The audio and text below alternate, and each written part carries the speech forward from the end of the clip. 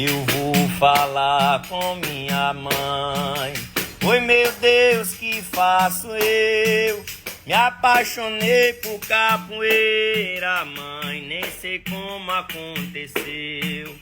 Mas ela é a minha vida, ela é meu jeito de ser.